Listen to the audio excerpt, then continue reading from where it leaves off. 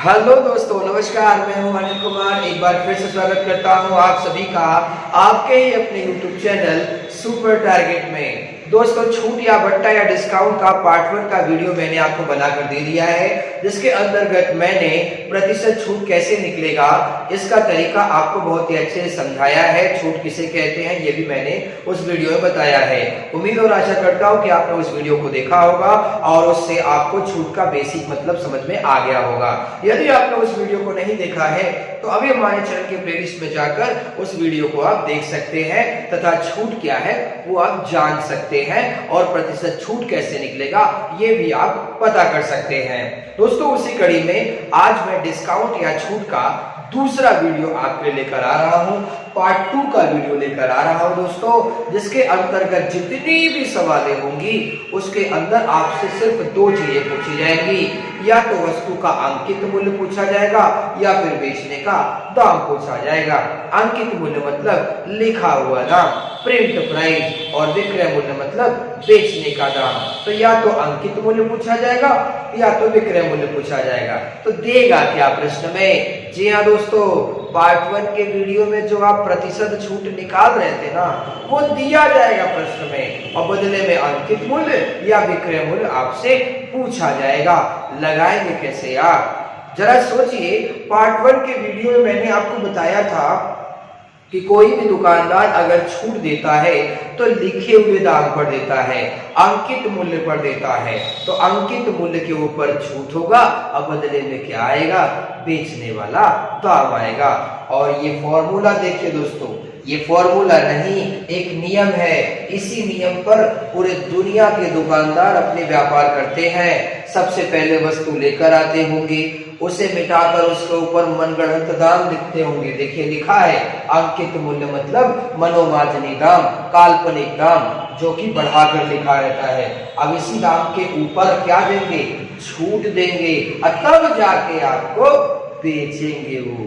तो इसी फंडे और इसी नियम पर आज की सारी सवालें लगेंगी, जिसमें छूट दिया रहेगा, अंकित मूल्य या विक्रय मूल्य, कोई एक चीज आपसे पूछेगा।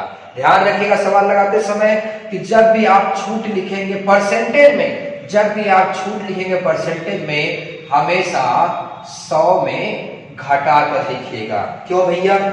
जरा सोचिए, मैं कहूंगा लेकर जाओ ये वस्तु लेकर जाओ, मैं 20% का छूट दे रहा हूं, 20% के छूट पर ले जाओ।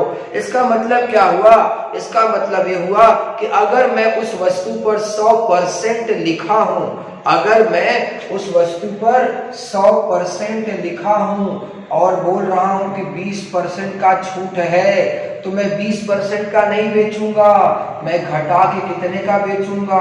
80% का बेचूंगा।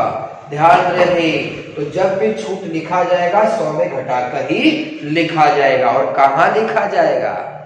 अंकित मूल्य पर, मनोमाजनी दाम पर, क्योंकि उसी पर ही वो छूट देगा और आपको बेच देगा।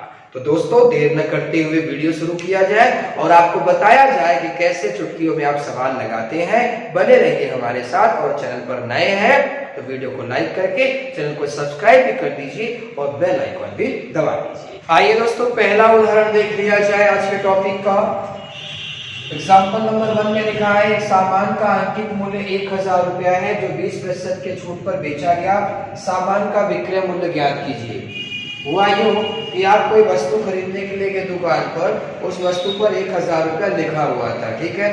तो आपने तो बोला दुकानदार को कि भाई साहब कुछ कम करिए। दुकानदार ने कहा चिंता मत करिए, 20% का छूट है, यानी कोई भी सामान लेकर जाइए 20% का छूट है। तो लिखा कितना था? 1000 रुपया। अब 20% का अगर हमको छूट मिल जाएगा तो सामान कितने का बिकेगा? हम कितने का खरीदेंगे वहां से? बिल्कुल 1000 से कम का ही मिलेगा हमको। तो कितने का मिलेगा वही पूछ रहा है। तो सबसे पहले आप प्रिंट प्राइस देखिए, 1000 रुपया। अब 1000 रुपया अगर प्रिंट प्राइस है, अंकित मूल्य है, तो अंकित मूल्य पर ही तो छूट होता है। तो 20% का छूट है, तो आप 20 मत लिखिए। अगर आप 20 लिख भी देंगे यहाँ पर, अगर आप 20 लिख देंगे, आप यहाँ पर 20/100 कर देंगे, 00 काट देंगे, 10 × 20 कर देंगे, तो जो 200 रुपया आएगा वो छूट आएगा। आपसे छूट तो पूछा नहीं गया था, आपसे पूछा गया था कितने रुपए का बेचेगा, तो 1000 रुपया लिखा था, 200 रुपया कम कर दिया, तो कितने का बेचेगा? 800 रुपए का बेचेगा, यानी 800 रुपया विक्रय मूल्य होगा। लेकिन दोस्तों इतना करने की क्या जरूरत है? मैं आपको बताया कि जब भी आप प्रतिशत छूट लिखिएगा वो हमेशा 100 में कम करके लिखिएगा। तो अगर 1000 रुपया लिखा है वस्तु के ऊपर, 20% का अगर छूट है तो आप डायरेक्ट लिखिए ना 80/100, डायरेक्ट आंसर आ जाएगा, डबल जीरो खत्म। 80 का हम कितना आ गया? 800 रुपया, यानी 800 रुपया क्या आ गया? विक्रय मूल्य आ गया, बेचने का दाम आ गया। आइए दोस्तों दूसरा एग्जाम्पल आ चुका है। प्रश्न है, एक पुस्तक का अंकित मूल्य 100 रुपया है, 20% तथा 40% के भट्टा पर बेचा गया, पुस्तक का विक्रय मूल्य कितना होगा? पुस्तक का बेचने का दाम ज्ञात कीजिए। कैसे लगाएंगे?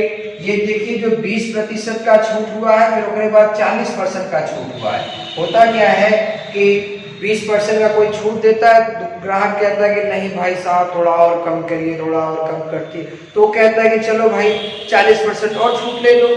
तो 20% का छूट मिला तथा 40% का छूट मिला, अब बेचा गया, तो बताओ पुस्तक कितने रुपए का बिका? तो छूट कहाँ लिखा जाता है? छूट अंकित मूल्य के पास लिखा जाता है ना। तो अंकित मूल्य तो दिया है, पुस्तक का अंकित मूल्य 100 रुपया है, तो आप 100 रुपया लिख लेंगे अंकित मूल्य, गुणे छूट का डिटेल लिखा है ना, प्रतिशत छूट बटा 100 गुणे डॉट डॉट डॉट, यानी जितने भी छूट हो वो क्रमशः 100 में घटाकर लिखते जाइए। तो 20% का छूट है तो आप लिखेंगे 80/100, फिर गुणे लगाइए। 40% का छूट है तो 100 में घटेगा तो 60/100। अब इसी को हल करिए। देखिए ये डबल जीरो ऐसे ही कट गया, ये डबल जीरो और कट गया, 8 छक कितना होगा? 48 रुपया। तो जो 48 रुपया आया है ना बाबू, ये बेचने का दाम आया है, विक्रय मूल्य आया है। जरा सोचिए बाजार में कितनी लूट मारी है। उस पुस्तक के ऊपर लिखा है 100 रुपए, लिखा है 100 रुपया, मतलब वो किसी इंसान ने लिखा होगा, वो मनगढ़ंत दाम है, मनोमाजनी दाम है, वो काल्पनिक रेट है। अब आप खरीदने के लिए आते हैं तो आपको छूट मिलता है, 2 छूट मिलता है, और माल कितने का बेचा जाता है? 48 रुपए का, मात्र 48 रुपए का। 100 रुपया लिखा है, सामने वाले ने बेच दे रहा है 48 रुपए का, तो क्या भरे से दे रहा है क्या? नहीं, 48 रुपए का बेचा, यानी वो पुस्तक 48 रुपए से भी कम की रही होगी। 48 का बेचने के बाद भी उसको फायदा ही हुआ होगा। हो सकता है पुस्तक 20 रुपए की, हो सकता है 10 रुपए की, अरे मैं कहता हूँ 40 रुपए की रही होगी, ठीक है, 8 रुपए में तो फायदा हुआ ना। तो बिल्कुल दोस्तों ध्यान रखिएगा, इसीलिए लोग कहते हैं छूट देकर लूटना। तो देखिए छूट दिया गया, 48 का बेचा गया, तो इस समझ में आ गया आंसर क्या होगा? 48 रुपया के विक्रय मूल्य ज्ञात कीजिए, 48 रुपया।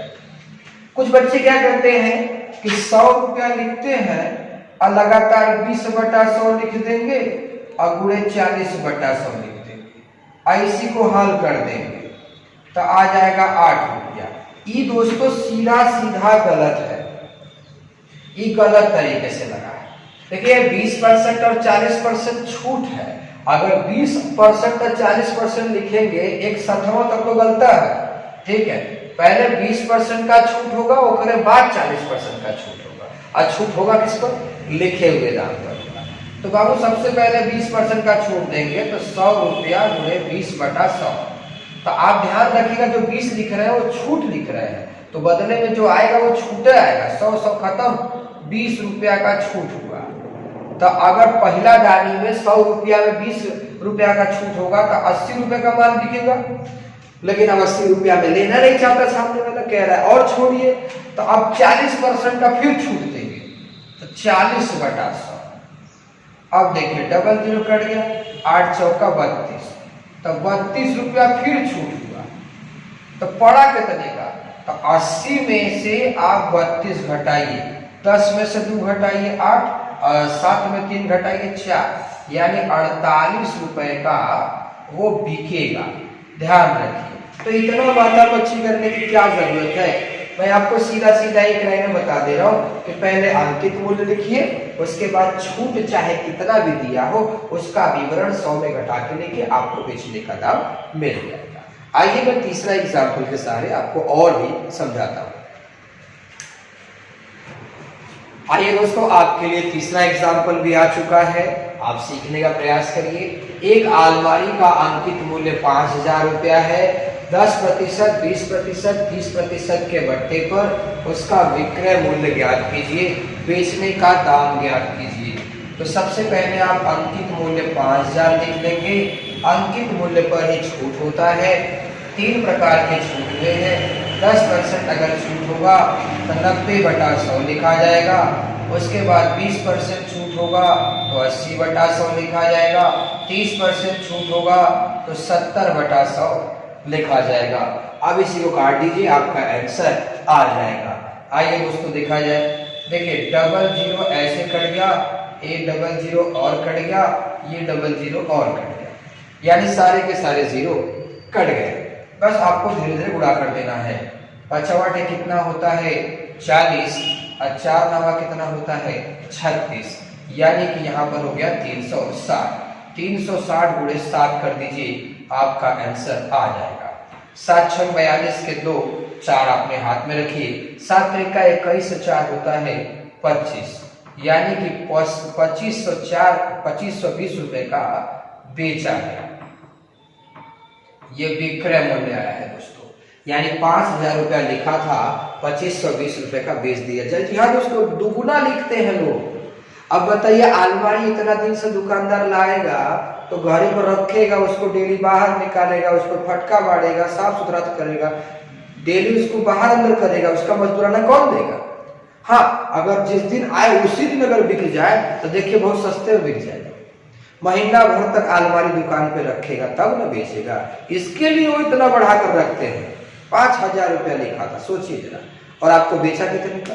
2520 रुपए का, यानी अलमारी हो सकता है 1000 का रहेगी, कुछ भी हो सकता है बाबू। लेकिन ये आप सोच के रखिए कि 2520 रुपए का अगर बेचा है तो अलमारी 2520 रुपए से सस्ती ही रही होगी। चौथे सवाल के माध्यम से मैं और भी चीजें आपको समझाना चाहूंगा। दोस्तों, अब तक के 3 सवालों के माध्यम से आपने देखा कि बेचने का दाम कैसे निकालेंगे। अब तक के 3 सवालों में आपने ये भी देखा कि बेचने का दाम जब पूछ रहा था तो अंकित मूल्य आपको दिया हुआ था। अब दोस्तों चौथा सवाल स्क्रीन पर आ चुका है। इसमें अगर आप पढ़ेंगे तो आपको अंकित मूल्य पूछा होगा, बेचने का दाम दिया होगा। आप पढ़ सकते हैं, कोई वस्तु अंकित मूल्य पर 20% छूट देकर 240 में बेची गई, तो 240 रुपया जो है बेचने का दाम है, तो वस्तु का अंकित मूल्य बताइए। जरा आप ही सोचिए बाबू, जब कोई 20% का छूट देकर बेचेगा तो इसका मतलब 80% का बेचेगा, और 20% छूट लिखेगा कहाँ? वो छूट अंकित मूल्य के पास ही लिखी जाती है, और अंकित मूल्य तो आपको पता नहीं है, तो अंकित मूल्य आपने ₹1 मान लिया। अब गुणे का चिन्ह, 20% का छूट है तो आप कितना लिखेंगे 80/100, और बराबर बेचने का दाम कितना है 240। बस आप इसी को हल कर दीजिए, आंसर आ जाएगा। 0 0 कट गया, 8 1 8, 8 3 24, 30 हो गया। 10 गुणे 30 कर दीजिए, आंसर आ जाएगा आपका। तो 10 गुणे 30 अगर कर देंगे तो 300 रुपया आंसर आ गया। ये 300 रुपया क्या है? ये अंकित मूल्य है, लिखा हुआ दाम है, यानी 300 रुपया लिखा था, आप जब आए तो आपको 240 का बेचा गया, यानी वस्तु का जो ओरिजिनल दाम था वो बहुत ही कम था, 240 से कम था। फिलहाल में इसकी बात नहीं की गई है, पूछा गया है अंकित मूल्य, तो अंकित मूल्य 300 रुपया है। आइए अगला सवाल। आइए दोस्तों, 5वां एग्जाम्पल भी स्क्रीन पर आपके सामने है। प्रश्न कह रहा है कोई वस्तु अंकित मूल्य पर 2.5% छूट देकर 39 रुपए में बेची गई। वस्तु का अंकित मूल्य ज्ञात कीजिए, वस्तु का प्रिंट प्राइस ज्ञात कीजिए। तो अंकित मूल्य हमें नहीं पता, लेकिन हमें इतना पता है, पार्ट 1 की वीडियो से हमने ये सीखा हुआ है कि जब भी छूट होता है तो अंकित मूल्य पर होता है, और छूट जब भी लिखा जाता है तो 100 में घटाकर लिखा जाता है। तो यहाँ पर छूट कितना देना है? 2.5%। जरा सोचिए, अब यहाँ 2.5% देकर कई बच्चे सवाल छोड़ दें, कि अरे बाप रे, तो 2.5, पौने 3 ये सब आ चुका है, कैसे लगेगा। घबराते नहीं दोस्तों, 2.5% का छूट है। चलो मान लो 2.5 नहीं है, 2% है, ठीक है। अगर 2% का छूट होगा तो 100 में 2 घटेगा तो कितना आएगा, 98 आएगा ना। चलो आधा और छोड़ो, 98 रुपया में 50 पैसा और कम कर दो, कितना आएगा, 97.5 आएगा। तो अंकित मूल्य गुणे 97.5, यहाँ कितना लिखेंगे, 97.5 बटे 100 बराबर बेचा कितने का, 39 रुपए का बेचा। अब इसी को हल कर दीजिए, आंसर आ जाएगा। देखिए दशमलव है, दशमलव से डर लगता है, बिल्कुल मत डरिए। दशमलव हटा के शून्य हटा के, कैसे, दशमलव एक अंक पर है, ये हट जाएगा तो शून्य हट जाएगा। अब इसी को हल कर दीजिए। अब चाहे 13 के पहाड़ा से काटिए, 13 के पहाड़ा से काटना चाहेंगे आप तो देखिए 13 तिया 39 होता है, ठीक है। 13 सते 91 होता है। अगर 13 सते 91 हो गया तो बचा यहाँ 6 है और 13 पचे 65 हो गया। 3 से काटिए, 3 25 हम 25 या 75 होता है, और 25 से कम 25, 25 चौका 100, यानी वस्तु का अंकित मूल्य कितना था, 40 रुपया था। और भी तरीके काटने के, आप चाहे तो 25 से काट सकते हैं, आइए वो भी दिखा देता हूँ। वस्तु का अंकित मूल्य ये रुपया मान लिया आपने, फिर 97.5 बटे 100 बराबर कितने का बेच रहे हैं, 39 का। तो दशमलव हटा के शून्य हटा के, अब इसको 25 से काट दिया। 25 से काटेंगे तो 25 चौका 100 होता है, लेकिन यहाँ 97 है, तो 25 तिया 75 हो गया, ठीक है।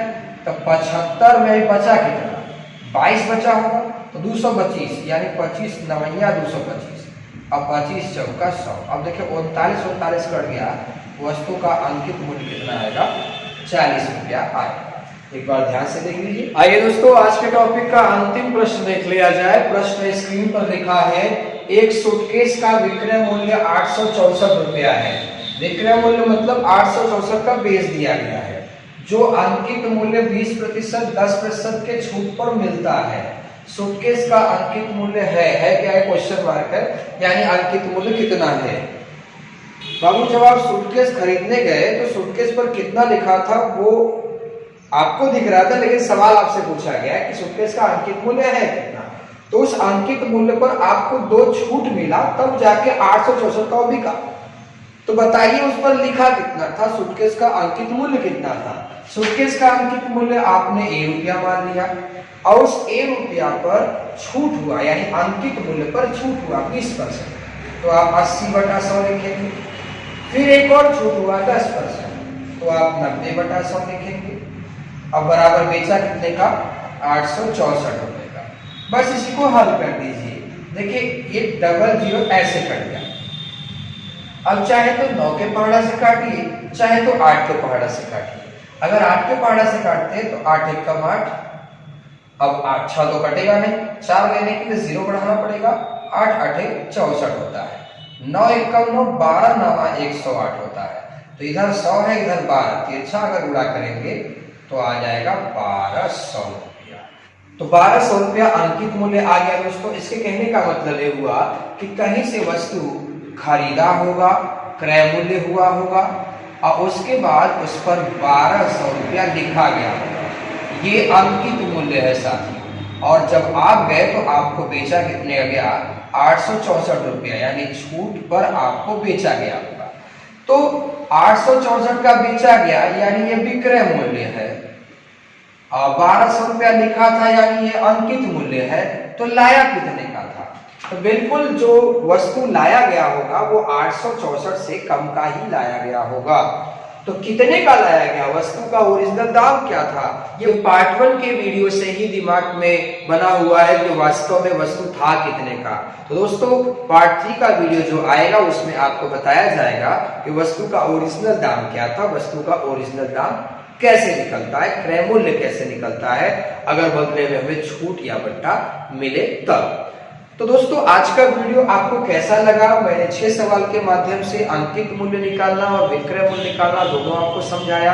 वीडियो अगर अच्छा लगा हो तो वीडियो को लाइक करके और अपने दोस्तों को भी शेयर कर दीजिएगा। चैनल पर अगर आप हमारे नए हैं तो हमारे चैनल को सब्सक्राइब करके बेल आइकॉन को भी दबा दीजिएगा। मुलाकात होगी तीसरे वीडियो के साथ, तब तक के लिए नमस्कार।